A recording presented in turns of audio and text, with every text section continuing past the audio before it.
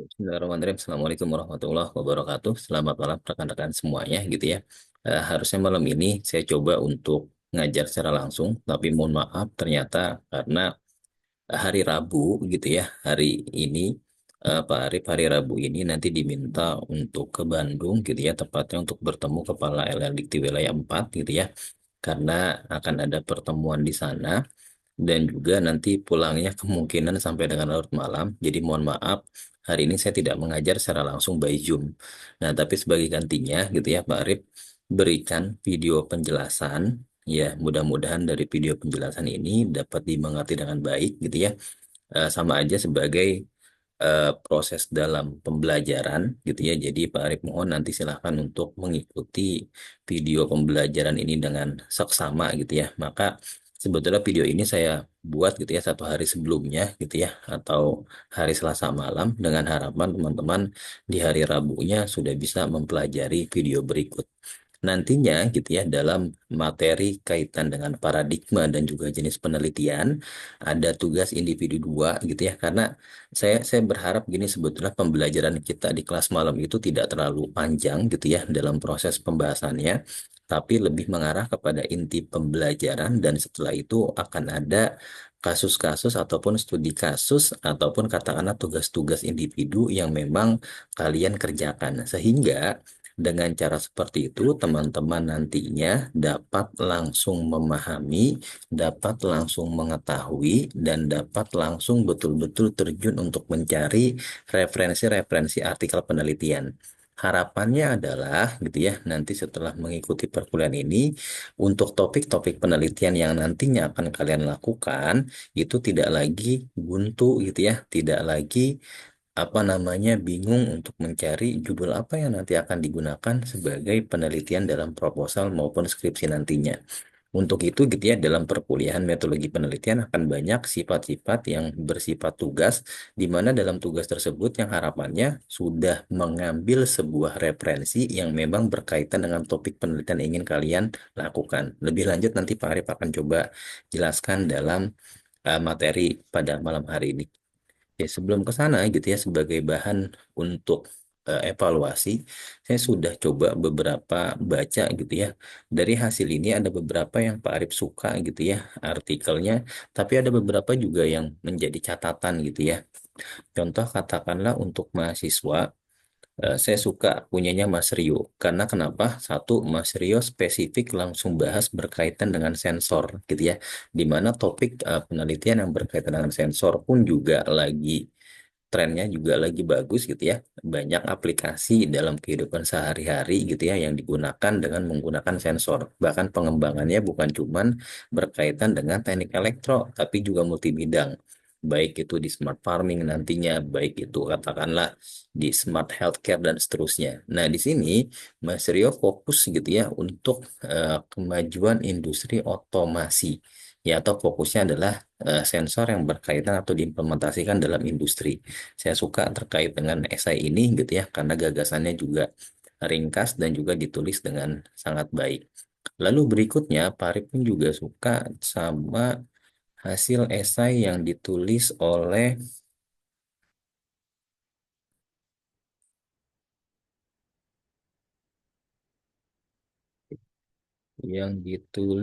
sebentar saya agak lupa.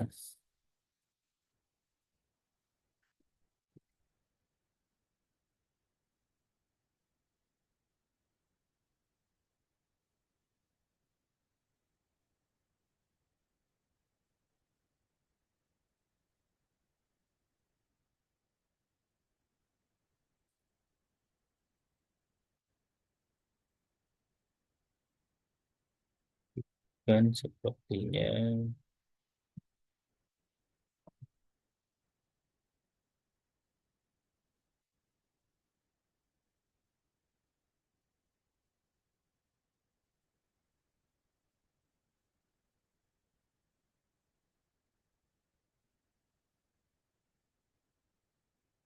Oke, sama tadi terlewat. oleh Raffi, ya Mas Raffi pun juga bagus gitu ya, spesifik ke energi terbarukan. Artinya teman-teman dari esai yang memang kalian buat gitu ya, Pak Arif lebih suka atau lebih cenderung kalian kaitan karena bidang elektro ini sangat banyak gitu ya. Kalau merujuk ke Forum Pendidikan Tinggi Teknik Elektro, kurang lebih kita ini ada 5 sampai dengan 6 bidang. Ya mulai dari arus kuat nanti bisa di breakdown lagi, lalu arus lemah secara garis besar elektronika, ada mekatronika, ada apa namanya teknik komputer dan seterusnya. Jadi lumayan telekomunikasi dan seterusnya. Jadi lumayan agak banyak. Jadi spesifik dari esai yang ditulis Pak Arif suka gitu ya. Entah itu nanti ngambilnya ke arah otomasi atau itu katakan namanya ke arah kontrol atau itu langsung ke mekatronik dan seterusnya. Nah, ini menjadi sebuah landasan bahwa kalian memang tertarik untuk mempelajari atau kalian tertarik untuk mengambil penelitian yang memang sudah spesifik. Karena kebetulan kalau Rio Handiko itu masuk bimbingan Pak Arif gitu ya, semester kemarin proposal bahas terkait dengan robotik gitu ya, atau sistem kontrol, jadi memang sudah spesifik ke sana. Nah, Pak Arif harap gitu ya di tugas-tugas berikutnya teman-teman nantinya bisa ya, mohon maaf. Jadi teman-teman nantinya bisa spesifik gitu ya dikaitkan dengan referensi yang nanti dicari berkaitan dengan penelitian-penelitian yang memang kalian inginkan gitu ya atau kalian sukai.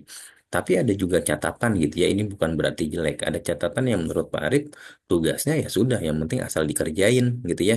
Contoh, mohon maaf Pak Arif ambil punyanya Mbak Rati. Nah, Mbak Rati ini gitu ya, kalau secara ketentuan, ini tuh tidak ada 300 kata. Dari kalimat yang dibuat tidak ada 300 kata. Kurang lebih ini hanya sekitar 150 sampai dengan 180.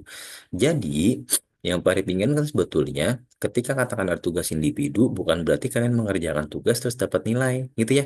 Tapi yang diinginkan adalah kalian mengerjakan betul-betul dengan sungguh-sungguh, sehingga dalam proses pembelajaran, kalian bisa mengerjakan dimanapun, kapanpun, yang waktunya pun juga Pak Arif berikan agak panjang, sehingga proses belajarnya itu bukan cuma tatap muka seperti ini, tapi bisa kalian pelajari pada saat waktu luang, pada saat waktu santai, dibaca kembali, videonya dilihat kembali, cari tugas, cari referensi dengan spesifik gitu ya, lalu dikerjakan sehingga dalam proses pembuatan tugas itu betul-betul sesuai dengan tugas yang diberikan. Jadi untuk tugas-tugas berikutnya Pak Arif mohon dikerjakan dengan sebaik-baiknya. Oke, untuk hari ini gitu ya. Untuk hari ini kita akan masuk atau mempelajari kaitan dengan paradigma dan juga jenis penelitian, gitu ya. Jadi fokusnya adalah ke dalam sebuah paradigma atau jenis penelitian, khususnya nanti jenis penelitian yang ada di bidang teknik elektro. Oke, next.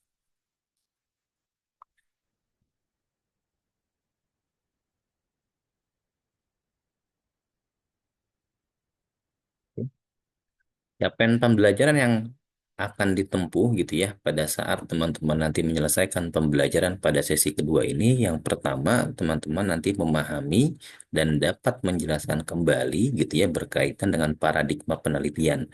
Biasanya kan kalau dalam penelitian sering tuh keluar kata penelitian yang jenis apa gitu ya. Oh, penelitiannya pakai kualitatif ya gitu. Atau penelitiannya kuantitatif ya. Atau jarang sebetulnya untuk level di S1 gitu ya atau level sarjana menggunakan mixed method gitu ya, karena lumayan sedikit komprehensif biasanya dipakai untuk teman-teman yang memang mengambil di ranah magister gitu ya. Nah, kualitatif kuantitatif itu sebetulnya adalah paradigma atau pemikiran atau dasar pemikiran seseorang gitu ya atau manusia, kira-kira basisnya tuh ke arah mana. Walaupun gitu ya, dalam kenyataannya hampir sebagian besar penelitian di bidang teknik itu diambil dengan cara paradigma kuantitatif. Nah, banyaknya gitu ya penelitian-penelitian yang berkaitan kualitatif ini diambil oleh teman-teman di bidang social science, humaniora gitu ya, dan juga sosial politik gitu ya yang berkaitan dengan bidang ilmu tersebut hampir sebagian besar mengambil paradigma penelitian yang berkaitan dengan kualitatif. Nah, yang kedua, mengidentifikasi dan membedakan jenis-jenis penelitian yang umum dilakukan dalam bidang teknik gitu ya. Nah, di mana nanti identifikasi atau membedakan jenis penelitian, termasuk metode penelitian yang nanti digunakan dalam bidang teknik elektro, nanti ada beberapa. Secara garis besar dia dibagi menjadi empat. Nanti Pak Arif akan jelaskan lagi secara detail. Yang pertama biasanya dia akan berkaitan dengan eksperimen. Ya, artinya eksperimen terhadap contoh katakanlah pembuatan alat tertentu gitu ya. Maka jenis penelitian di bidang teknik elektro yang pertama berkaitan dengan penelitian eksperimen. Yang kedua berkaitan dengan deskriptif gitu ya. Deskriptif ini mendeskripsikan sesuatu terhadap fenomena atau gejala yang memang dilihat, lalu dituliskan dalam bentuk narasi deskriptifnya. Berikutnya gitu ya, ini berkaitan dengan penelitian pengembangan. Biasanya model pengembangan yang dipakai ini adalah R&D gitu ya, Research and Development. Walaupun dalam penelitian R&D atau Research and Development ini nanti terlalu banyak nih. Ada beberapa model pengembangan berikutnya. Ada Research and Development model apa namanya 4D gitu ya, define apa namanya Pak Arif agak lupa pengembangan 4D gitu ya. Lalu ada lagi model pengembangan yang sifatnya nanti menggunakan apa ya SDLC, System Development Life Cycle gitu ya, dan seterusnya. Jadi ada banyak juga nanti di bidang R&D. Berikutnya, satu lagi, ini yang berkaitan dengan studi kasus. Jadi secara garis besar, jenis penelitian di bidang teknik elektro nanti dibagi menjadi empat tadi, eksperimen, deskriptif, R&D, dan juga studi kasus. Nah, sekarang apa itu paradigma gitu ya? Nah, secara garis besar, paradigma ini adalah suatu kerangka berpikir ya atau pola dasar yang digunakan untuk memahami dan menjelaskan fenomena tertentu. Artinya, dasar pemikiran ini gitu ya menjadi rujukan ya sebagai seperangkat asumsi, nilai dan praktek yang membentuk cara peneliti melihat dan memahami dunia. Ada peneliti yang melihat atau memahami dunia itu dengan cara ngobrol, gitu ya, untuk dapetin datanya. Contoh katakanlah dia ingin mendapatkan suatu pengetahuan baru atau mendapatkan fakta baru atau menguji suatu teori tertentu dengan cara ngobrol. Ngobrol dalam hal apa, Pak? Dalam tanda kutip data yang diambil adalah dengan wawancara. Berarti kan paradigmanya masuk ke dalam penelitian kualitatif. Tapi ada juga yang dia, oh saya nggak butuh kalau untuk satu dua orang, tapi saya butuhnya untuk beberapa orang. Berarti mengambil datanya pakai apa, Pak? Misal katakanlah pakai survei. Nah, berarti paradigma yang diambil itu berkaitan dengan paradigma kuantitatif. Nah, maka terkait dengan paradigma tadi secara garis besar dibagi menjadi tiga. Paradigma kualitatif, paradigma kuantitatif, dan juga paradigma mix method gitu ya. Nah, dari ketiga ini gitu ya, untuk penelitian kualitatif sendiri ini merupakan penelitian ya atau pendekatan yang berfokus pada pemahaman fenomena sosial dan perilaku manusia. Gitu ya. Nah, yang tadi Pak Arif katakan di awal bahwa penelitian kualitatif banyak digunakan untuk teman-teman dalam rumpun sosial dan humaniora. Karakteristiknya seperti apa dalam paradigma penelitian ini? Yang pertama, data bersifat deskriptif. Artinya datanya itu berupa narasi, berupa cerita. Berikutnya analisis bersifat interpretatif gitu ya dan sering menggunakan tadi wawancara, mengamati sesuatu dengan cara observasi dan analisis dokumen. Artinya lebih ke mengamati gitu ya kunjungan katakanlah contoh gitu ya penelitian ingin mengamati perilaku dari suku pedalaman misalkan. Nah, dia kan harus datang ke sana, dia harus mewawancarai, dia harus mengobservasi baik dari segi lingkungannya, baik dari segi interaksi manusia dan seterusnya. Nah, contohnya gitu ya, studi tentang persepsi mahasiswa terhadap penggunaan teknologi dalam pembelajaran. Nah, karena ini sifatnya persepsi, maka persepsi setiap mahasiswa pasti akan berbeda. Ada mahasiswa yang senang gitu ya terhadap teknologi dalam pembelajaran, ada juga yang tidak. Nah, maka penelitian kualitatif ini gitu ya harus betul-betul mendapatkan narasumber yang memang sesuai. Sulitnya di situ gitu ya. Contoh katakanlah mungkin teman-teman kenal dengan Pak Ali ya, Ali Ridho gitu ya. Nah, beliau punya penelitian berkaitan dengan pemahaman Nah, tentang Alawiyin. Alawiyin itu kaitan dengan habaib gitu ya. Tentu kan harus mendapatkan narasumber yang kredibel. Nah, sulitnya adalah mendapatkan narasumber yang memang kredibel tadi. Berarti beliau nanti akan langsung mewawancarai gitu ya kaitan dengan ketua organisasinya gitu ya atau sesepuh yang memahami atau mengetahui terkait dengan sejarah dari Alawiyin dan seterusnya. Itu contoh gitu ya terkait dengan penelitian kualitatif. Berikutnya ada pendekatan atau penelitian yang berkaitan dengan kuantitatif. Nah, penelitian yang berkaitan dengan kuantitatif ini biasanya pendekatannya lebih berfokus pada pengukuran dan analisis data. Orang BPS banget gitu ya, Badan Pusat Statistik misalkan. Nah, itu tuh kuantitatif banget gitu paradigma pemikirannya. Nah, analisis datanya biasanya lebih banyak terkait dengan numerik untuk menguji hipotesis. Karakternya gimana Pak? Yang pertama data bersifat numerik, berarti data bersifat angka. Contoh tadi hasil survei dan seterusnya.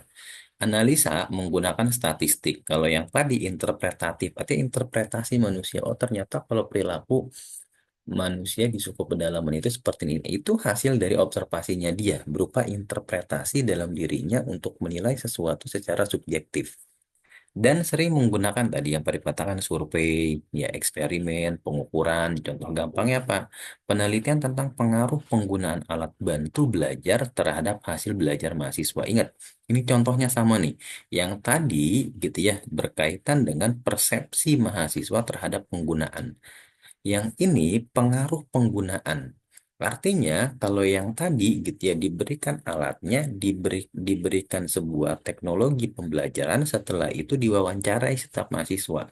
Mahasiswa satu kira-kira persepsinya bagaimana terhadap penggunaan. Mungkin kan nanti dia akan melontarkan sebuah jawaban hasil dari interpretasi ataupun jawaban yang memang dikeluarkan oleh mahasiswa tersebut. Nah, itulah hasil penelitiannya. Tapi untuk yang di sini, penelitian ini dikasih sebuah alat bantu belajar gitu ya. Nah, setelah diberikan alat bantu belajar, dibuatkan sebuah survei. Nah, surveinya diberikan kepada mahasiswa tersebut dalam satu kelas gitu ya. Mungkin dalam bentuk angket pakai skala Likert gitu ya dengan 1 sampai dengan 4 diuji tuh dengan beberapa indikator. Oh, nomor satu jawabannya sangat baik, sangat baik, sangat baik, sangat baik, dan seterusnya. Dihitung, distatistikkan hasilnya kira-kira seperti apa. Gitu ya perbedaannya ya.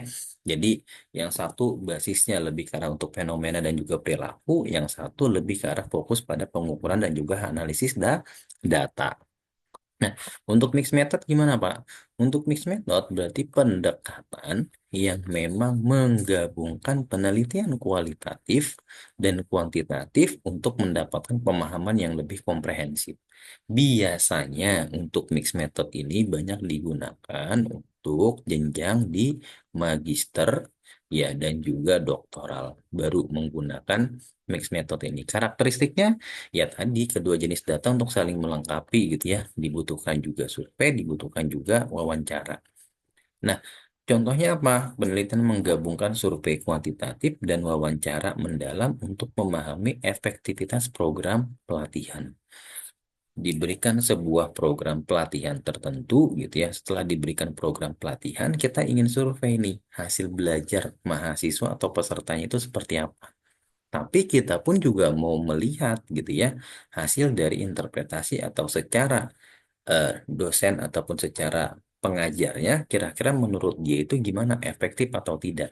Nah, ketika melakukan wawancara terhadap si tutornya atau si gurunya atau si instrukturnya itu kan menggunakan kualitatif yang nanti hasil jawabannya diinterpretasikan sebagai hasil data penelitian gitu ya dalam bentuk narasi deskriptif.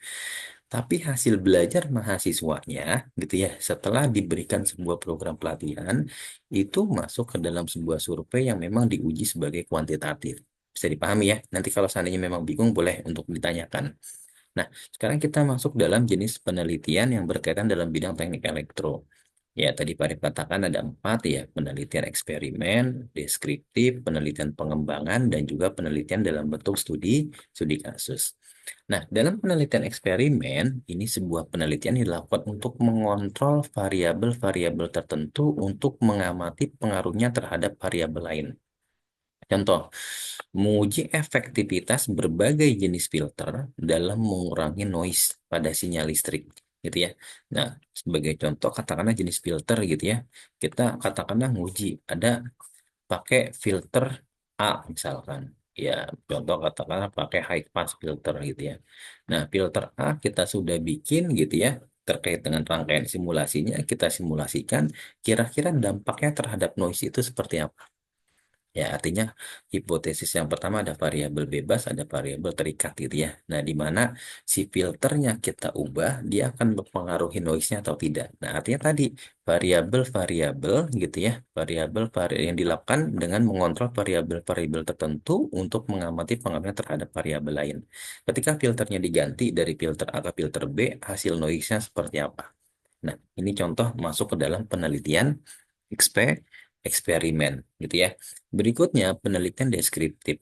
Ini untuk menggambarkan karakteristik suatu fenomena atau populasi tanpa melakukan intervensi. Contohnya apa? Menggambarkan penggunaan energi terbarukan di berbagai industri di Indonesia. Gitu ya. Artinya nanti mendeskripsikan gitu ya sebuah penggunaan energi terbarukan di berbagai industri Indonesia atau menggambarkan sebuah penggunaan energi terbarukan di berbagai wilayah Indonesia. Ini juga bisa.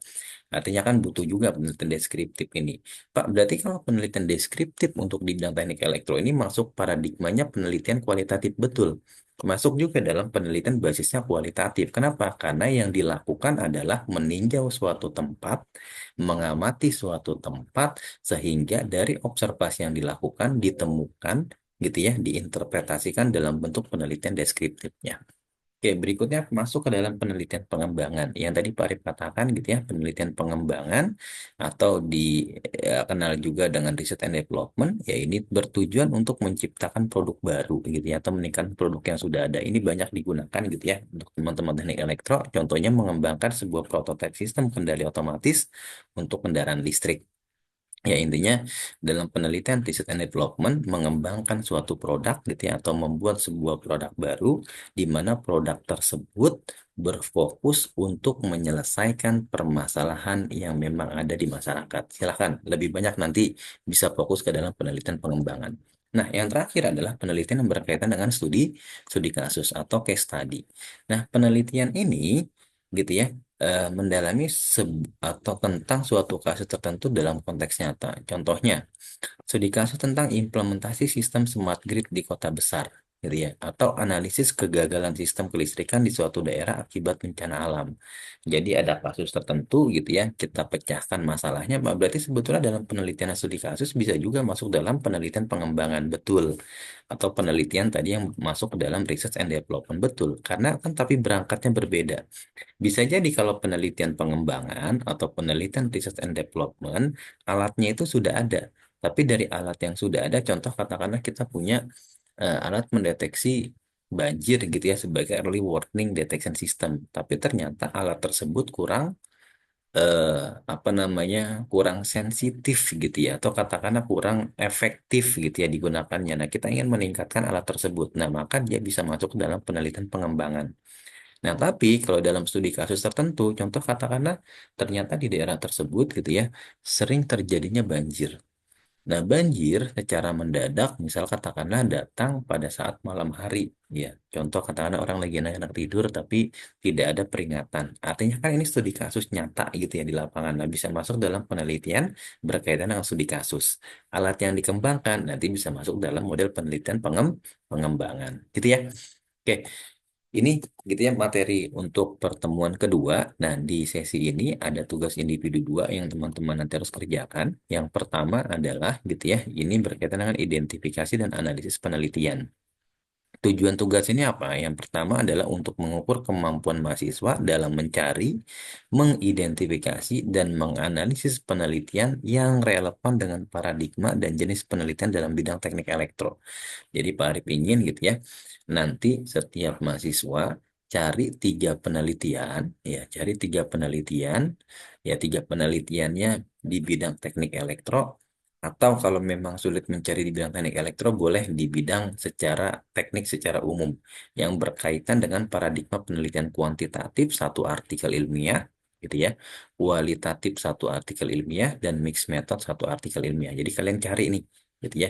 Oh, ternyata nemu artikel penelitian A, judulnya ini, dia masuk dalam penelitian kuantitatif. Silakan kalian tuliskan dari identifikasi, identitasnya, judulnya, penulisnya, afiliasinya, gitu ya. Nah, tiga tadi gitu ya, mana yang masuk kuantitatif, mana yang masuk kualitatif, mana yang masuk mixed method. Lalu berikutnya, cari 4 penelitian atau 4 artikel ilmiah yang berkaitan dengan penelitian di bidang teknik elektro. Mana yang masuk dalam penelitian eksperimen, gitu ya. Tadi untuk ada variabel tertentu, gitu ya, di mana variabel tertentu ini ketika dilakukan pengujiannya dapat mempengaruhi variabel lainnya.